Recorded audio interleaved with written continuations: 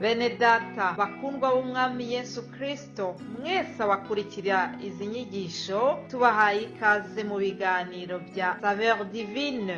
Ibi biganiro mu bitegurirwa n'abavuga butumwa bwiza batandukanye, akaba ari umuhamagaro ugendera ku ijambo ry'Imana byanditse mu gitabo cy'ubutumwa bwiza uko bwanditswe na Matayo ibice 24 umurongo wa 14. Kandi ubutumwa bwiza bw'ubwami buzigishwa mu isi yose ngo bube ubuhamya bwo guhamiriza amahanga yose, nibwo imperuka izahera ko ize. Ibi biganiro mu bikurikira ku channel ya YouTube yitwa SAVEUR DIVINE. Tubifurije kugubwa neza. Imana Data ari nayo so ibaha umugisha. Shalom, shalom, shalom, bene data bashiki bacu mukurikirana ikiganiro cya SAVEUR DIVINE muri rurimi rw'Ikinyarwanda n'Ikirundi.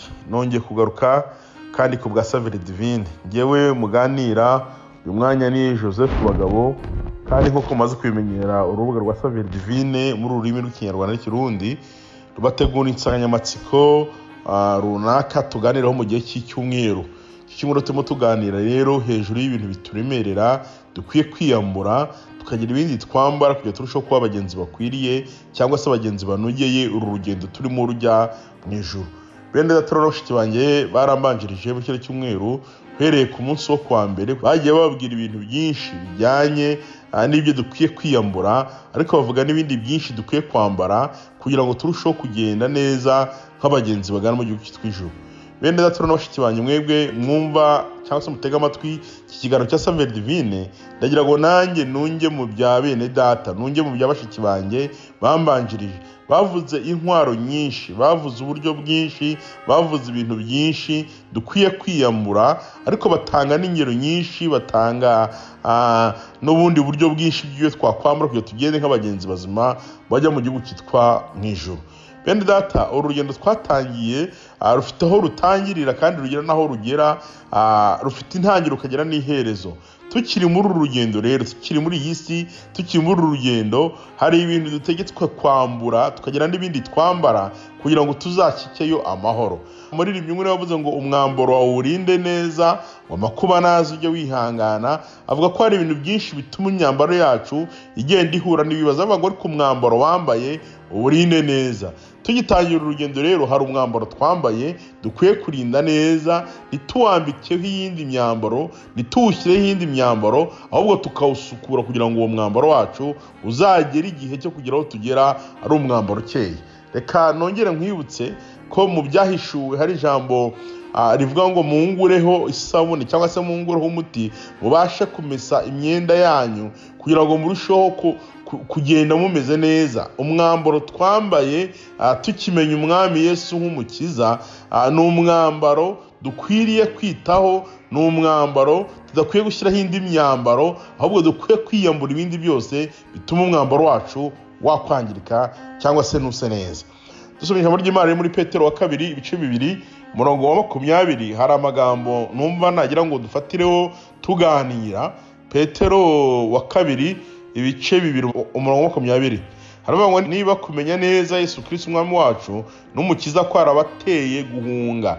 Bene data, ntago ngewe ndagaruka ngira ngo neza nsubire mu byo abambanjirije bavuze, ahubwo ndagira ngo duse nk'abaganira turebe mbese ni iki dukwiye gukora, ni iki cyo gikwiye gukorwa kugira ngo turusheho kuba abagenzi bajya mu gihugu cyitwa ijuru kandi hari ibyo twubahirije bizima. Ni ibiki dukwiye kwiyambura? Uyu mwanditsi we ntiyavuze kwiyambura cyangwa se ngo avuge kwambara, ahubwo yaravuze ngo niba kumenya neza Yesu Kristo w'umwami n'umukiza ko arabateye guhunga. Bene data, uburyo buzima bwo kwiyambura ni uguhunga, ni ukuva muri ibyo ngibyo, kuko twasanze hari ibyo twiyambura tukagira n'ibyo twambura kugira ngo turusheho kuba intore, turusheho kuba abasirikare beza, turusheho kuba abakristo beza bari muri uru rugendo rujya mu ijuru. Uyu Petero we yaravuze ngo rero niba kumenya umwami wacu Yesu Kristo ko arabateye guhunga bakava mu by'isi byonona maze bakongera kubyizingitiramo bikabanesha, ibya nyuma byabo biba bishije ibya mbere kuba bibi. aba ni abayagarutse bavuga ngo niba kumenya umwami Yesu Kristo. Ndagira ngo twumvikane ko ikintu cya mbere yuko kuba twaramenye umwami wacu Yesu Kristo byakabaye impamvu ituma tugira duhunga, tukagira ibintu twiyambura, tukagira ibintu duhunga, tukagira ibintu tuvamo. We yaravuze ngo niba kumenya umwami wacu Yesu Kristo kwarabateye guhunga iby'isi byonona, ariko nyuma abantu bakongera bakabisubiramo. Ndagira ngo tuganire ariko dushika kuri iki kintu cyahuye ngo twumvikaneho, cyahuye ngo twongere turebeho, twibaza ngo mbese ibyo twari twariyambuye, ibyo twari twarahunze byonona, ibi by'isi twari twariyambuye, izi ngeso mbi twari twariyambuye, ahari ntabwo twongeye kuzisubiramo bikaba bigiye kuba bibi kurushaho. Kuko yarabye ngo niba kumenya umwami wacu Yesu Kristo.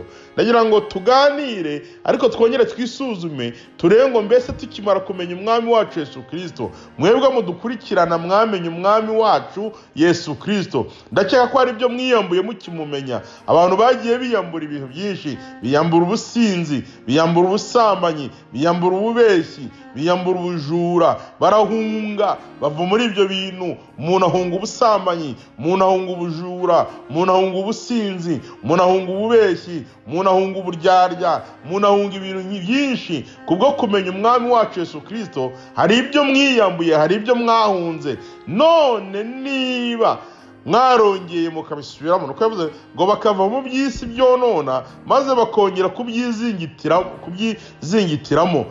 Niba kubivamo kwacu nyuma twarongeye kubisubiramo ngo bikabanesha, ibya nyuma byabo birusha ibya mbere kuba bibi. Bene data, nongera kubabwirira ijambo ngira ngo twongere twisuzume, turebe niba ibya mbere twari twaravuyemo ntago twongeye kubisubiramo, kusanga noneho hari bibi kurushaho. Turebe niba tutarasubiye mu busambanyi twari twarahunze, turebe niba twongeye kwiyambika uwo mwambaro, turebe twongeye kwiyambika umwambaro wo kubeshya twari twarabihunze, turebe tutarongeye kwiyambika umwambaro w'urwango twari twarabihunze. Murebe niba tutarongeye kwiyambika imyambaro twari twarahunze, ubundi twongere twiyambure. Icyo bidusaba 21 icyajyaga kubabera cyiza iyo baba batarigeze kumenya inzira yo gukiranuka, biruta ko basubira inyuma bamaze kwimenya bakareka itegeko ryera bahawe. Icyari kubabera cyiza ngo nuko batari kuba baramenye ibyo bintu. Bene data, kumenya inzira nzima, kumenya igikwiriye nyuma ukakivamo, nyuma ukagihunga, ni bibi cyane kurusha kuba utari wakimenya. Ndabwira umuntu wese udutega amatwi muri uru rubuga rwa SAVEUR DIVINE, wigeze kumenya Imana, wigeze kumenya gukiranuka, wigeze kumenya gukorera Imana, wigeze agira ibyo yiyambura, wigeze agira ibyo areka kubera kumenya Yesu Kristo, wigeze agira ibyo ahunga kubera kumenya Yesu Kristo, kugira ngo akomeze urwo rugendo, yirinde kongera kwizingitira muri bya bindi yari yarahunze, kuko bimutera ibyago kurusha uko atari kuba yarabimenye mbere.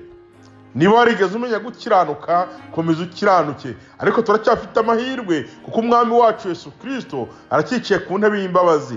N'uyu munsi wa none weho washobora kuba hari ibintu wari wariyambuye ukongera ukabyiyambika. Umwami Yesu ategereje kumubwira ko wemeye, akongera akakwambura ibyo bintu wari wariyambitse kandi bitajyanye n'umugenzi uri muri urugendo rujya mu ijuru. Biracyashoboka rero yuko wakwiyambura ibisa nabi, yuko wakwiyambura ibidakwiriye umugenzi ujya mu ijuru. N'uyu munsi biracyashoboka, wahunga, wabivamo, wabireka, ukongera ukaba umugenzi ujya mu ijuru kandi wambaye ibikwiye biranga abagenzi bajya mu ijuru. Mwami wacu Yesu abashoboze, mwebwe mutega amatwi kino kiganiro cya SAVEUR DIVINE kugira ngo mubashe kwisuzuma, murebe mbese turacyambaye ibikwiriye abagenzi bajya mu ijuru. Niba twambaye ibidakwiriye, bene data, twongere duhamagara umwami wacu Yesu Kristo, tumusabe kuduha imbaraga zo kwiyambura ibidakwiriye abagenzi bajya mu ijuru. Muri iyi minsi abantu bambaye ibintu bidasa naho bajya, bambaye ibintu bidasa n'umwami bakorera. Ndagira ngo nongere mbibutse umugani umwe Yesu yaciye, avuga yuko yahatoranyije abantu ngo baze mu bukwe. Umwami umwe ataje abantu baza mu bukwe, baraje abantu ntibaza, ngo bwira abagaragu ati mugende no mu nzira muhamagara abantu bose baze mu bukwe. Ariko nabo bagombaga guca bakambara imyenda y'ubukwe, ngo hinjira umuntu muri sare y'ubukwe yambaye umwenda udasa nk'iy'abandi, maze ngo umwami nyir'ubukwe ahageze aravuga ngo uriya wambaye bidasa nk'abandi nasohoke kuko atambaye ibikwiriye. Nibyo rero muri urugendo rujya mu ijuru bitubwira yuko hari imyambaro ikwiriye abagenzi bajya mu ijuru, hari imyambaro ikwiriye abajya muri iki gihugu cyitwa ijuru. Bene data, isuzume urebe niba utambaye imyambaro itari iya ngombwa, urebe ko utambaye imyambaro yo gukiranirwa, ahubwo wambara imyambaro yo gukiranuka, uburyo buguhesha kugenda nk'umugenzi mwiza ujya mu gihugu cyitwa mu ijuru. Bene data, Imana yacu bashoboze kongera kwisuzuma, murebe uko mwambaye niba bibahesha uburenganzira bwo kuba abagenzi bajya mu gihugu cyitwa mu ijuru. Nusanga wambaye imyambaro itajyanye n'amahame y'iki gihugu tujyamo cyitwa ijuru, mwene data wiyambure, wambara ibikwiriye, umwami wacu agushoboze kwisuzuma. Nuko mbasabiye mu izina rya Yesu Kristo, amen.